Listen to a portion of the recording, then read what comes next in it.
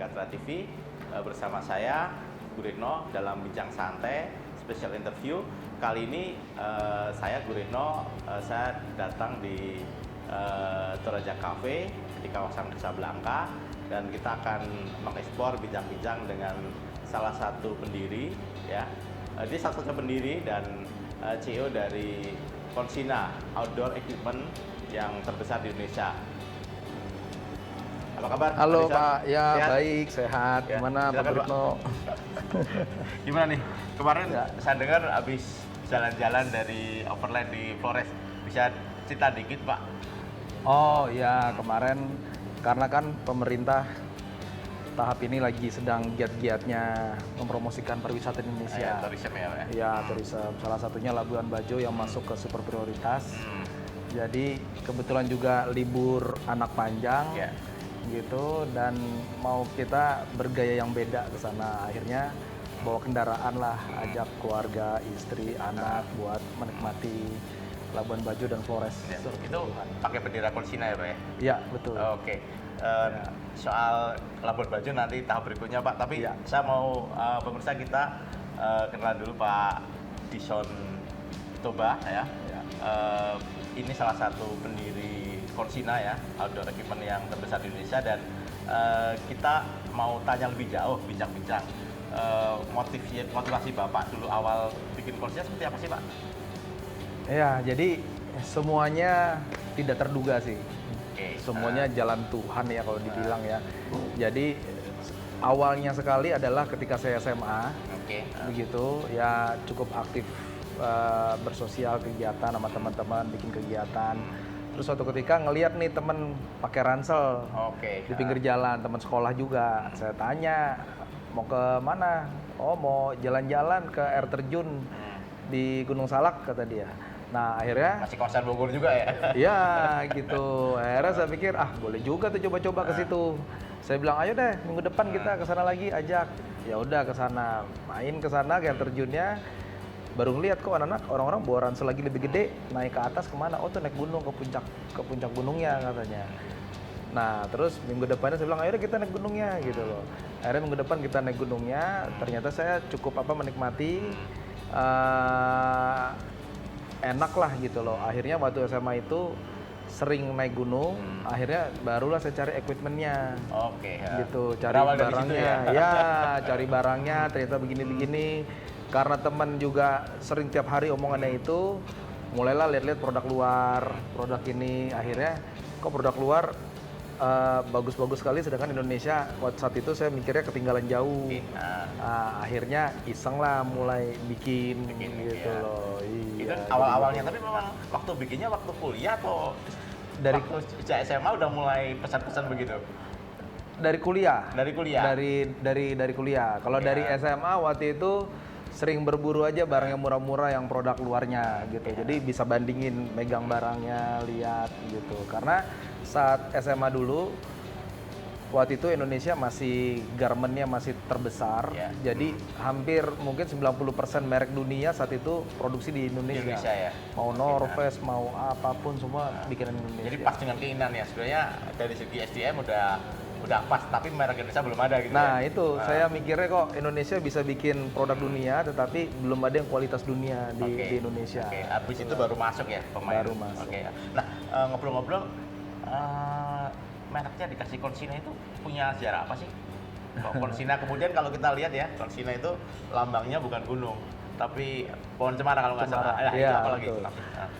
Jadi gini, waktu itu saya lagi mencari merek dengan konsep adalah mudah diucapkan, terus mudah diingat, ketiga terkesan merek luar. Oke. Jadi orang terkesan pertama jadi bingung nih merek mana sih sebenarnya gitu loh. Ini dari segi brandingnya ya? Dari segi branding ya, penamaan. Nah, selagi saya pusing kan kalau jangan terlalu merek luar juga susah orang ngomongnya. Jangan terlalu Indonesia, kesannya kampung banget istilahnya zaman dulu kan. Oke, nah, akhirnya nggak tahu saya waktu itu saya punya kakak, tapi kebetulan juga waktu itu sudah meninggal. Saya ya ada almarhum.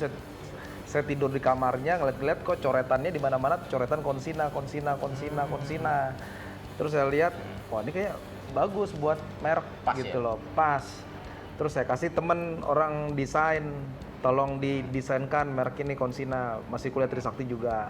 Oke. Nah, ada tuh sampai 15 sampai 20 pilihan Merek logo. ya, logo. Ya, Oke, ada pakai, saya ingat tuh ada pakai kepala India, C-nya, cemaranya apa, I-nya juga bukan cemara aja, ada kayu, ada Oke, kapak, ada apa. Nah, saya tidak mau penilaian saya sendiri, saya adakan polling kecil-kecilan ke teman-teman kampus. Kampus, oke. Saya suruh pilih mana, ternyata banyak terpilih adalah Konsina yang pakai cemara. Oke. Lebih Gitu. apa? Lebih sederhana tapi lebih impresif mungkin ya. Iya, hijau juga Hijau juga. warnanya lebih kalem, lebih ini ya nggak tahu juga itu banyak sekali yang beli cemara, air setokan cemara. Nah, itu saya juga baru tahu, saya tidak pernah mikir Konsina itu ininya apa kepanjangannya apa. Tetapi saya baru tahu, saya juga nggak pernah nanya, kakak saya yang pertama ternyata baru 2-3 tahun terakhir dia bilang Konsina ini nama kita semua, dia bilang Cornelius, Simon, Nathan, kakak-kakak saya semua Oke. ternyata mau niat bikin perusahaan mereka. Oke. Jadi mereka pakai nama dan saya tidak tahu itu namanya apa kan. Tapi orang bule kan kalau email sering nanya what it means Konsina, mereka tanya. Ya saya bilang, akhirnya saya bingung kan, masa sejarah panjang gitu atau nama Nama kakak, saya singkatan bilang kakak-kakak iya. digabungnya. Saya bikin aja Conservation of Indonesia jadinya. Jadi Jadi orang ada dua arti sebenarnya ya. Jadi Iya. eksplorasi di kamar, tidur gitu ya. Jadi teman-teman kalau cari merek nggak usah susah-susah ya. Jadi Sekitarnya aja ya. Sekitarnya aja. Dan kalau mau konsultasi boleh nih sama Pak Dison. Udah punya pengalaman soal bikin merek sendiri. Oke, Pak, kalau dulu kan sebelum reformasi ya kira-kira ya, Iya. waktu Iya. bikin ini. Nah, ini kalau sekarang kan orang bilang bahwa ini startup atau usaha rintisan. Iya. Nah, tapi tentunya 5 tahun pertama kan ada kesulitannya. Bisa cerita deh, kayak apa sih itu kan untuk memotivasi lah gitu.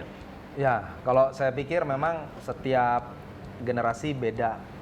Di zaman kita sama zaman sekarang yang saya alami dan saya tahu anak-anak sekarang cara berbisnis sama zaman saya dulu tuh beda sekali. Tantangannya beda ya? Tantangannya beda pasti.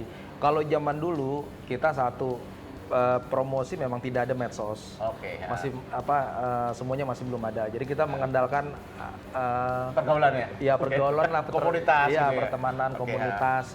Nah, yang pasti tantangan pertamanya ya satu, saya itu startnya memang dari modal uang jajan aja, gitu loh. Jadi istilahnya dari cuman punya duit mungkin saat itu 200.000, 300.000, jadi mulai start gitu loh. Dengan ya saya punya mimpi bahwa suatu saat Konsina akan besar, tetapi tidak nyangka juga bisa sebesar ini dan secepat ini juga, gitu loh. Karena memang modalnya dari awal benar-benar nol lah bisa dibilang. Karena dulu kita bahan bakunya pakai bahan baku bekas sisaan pabrik, ya? jadi cuman murah, cuma 7.000 perak per kilo kita beli. Mesin juga saya beli baru satu, gitu. Cari tukang jahitnya memang udah pengalaman. Dari situlah kita lipat gandakan jadi 3, jadi 5. Tapi karena waktu itu masih kuliah, akhirnya kontrolnya agak kurang. Jadi kualitasnya turun naik. Kemudian tukang jahit juga banyak yang bandel gitu loh akhirnya. Nah, itu terus penjualannya juga dulu juga nggak ada promosi, jadi ya Naik yang turun, beli naik turun ya? iya hanya teman-teman dekat aja. Kalau bisnis itu kan ada sebenarnya ada yang sekarang kalau kita bicara ya itu ada dua soal. Pertama modal sama pemasaran. Nah, dulu kan modal 200. Terus itu sempat pinjam orang tua atau temen atau ada orang masih join atau langsung ngajuin kredit kayak apa sih? Nggak ada. Nggak ada. Jadi startnya memang kalau produk bagus, tapi sampai sekarang intinya kita kalau bisnis produknya bagus dan diterima nggak, itu dia. Syaratnya itu ya, quality Iya, ya. iya. Jadi memang spesial, bagus diterima atau tidak. Kalau udah bagus diterima, orang berani bayar cash. Orang juga berani bayar pesan di depan, kasih duit dulu gitu loh minimal gitu loh. Kalau seperti itu. Dan saya tidak pernah minjem awalnya, jadi sekian tahun itu berputar dengan duit yang ada gitu loh. Dan kalau teman-teman, jadi masih konservatif istilahnya ya. iya betul. Nggak langsung, waduh ini awal-awal udah mau pinjam sekian juta sekian M, enggak dulu ya. Enggak, karena memang ya zaman itu kan bisnis outdoor itu tidak dilirik gitu. Pemainnya sedikit ya. Pemainnya sedikit dan menjadi pertanyaan apakah ini bisnis masa depan, apakah bisnis ini bisa berkembang. Kalau orang yang kurang ngerti ya, tetapi saya sangat yakin bahwa bisnis ini pasti akan berkembang dan kenyataannya benar karena memang tahun segitu di luar negeri itu sudah berkembang jauh. Kita tahu karena beberapa teman suka kirim pakai paket pos tuh majalah-majalah outdoor dari luar, majalah equipmentnya juga, traveling. Saya lihat wah di luar negeri udah begini, udah begini. Nah Indonesia karena punya potensi alamnya, potensi budayanya apa segala macam, wah pasti Indonesia suatu saat nih. Cincin gitu. api, banyak gunungnya Banyak dan sebagainya, gunungnya, landscape juga iya. bagus gitu ya. Iya, Oke. begitu. Nah, tadi soal apa? Satu lagi pemasaran. Kan pemasaran susah gampang nih. Iya. Nah, awalnya akhirnya punya apa? Toko kios terus masukin barang kemana-mana, gimana sih penetrasinya begitu? Ya, jadi itulah beruntungnya saya dari SMA kuliah itu banyak bergaul, banyak main kemana-mana. Jadi kalau di rumah kita dibilangnya itu sama keluarga besar juga anak yang hilang. Karena jarang pulang, jarang Oke, ya. jalan terus. Tetapi ketika saya mulai konsina, saya punya produk, akhirnya yang banyak beli teman-teman itu semua, Oke, ya. gitu loh. Jadi memang pertama saya sadarin tuh teman-teman sekitar kita sangat membantu usaha kita. Kasih mau komennya positif, negatif itu sangat-sangat baik sekali. Jadi dari Kemudian komunitas, kasih iya. rekomendasi, kenalin itu iya, Pak. berkembang dan juga beberapa teman-teman yang dulu pun punya toko. Jadi kita bisa percaya kan sama teman sendiri segala macam, Titip dan taruh sebagainya, barangnya segala iya. macamnya. Nah, dari situlah berkembangnya karena dulu medsos masih belum ada. Nah, pertama kali ada Facebook, kemudian ada Instagram. Di saat ada Instagram itulah kita salah satu perusahaan yang pertama-tama saya lihat wah Instagramnya Oke. kita baru masuk. Menarik Pak di soal itu. Ah, ah. Nanti kita lanjut perbincangan lagi, Iya. tapi setelah yang satu ini.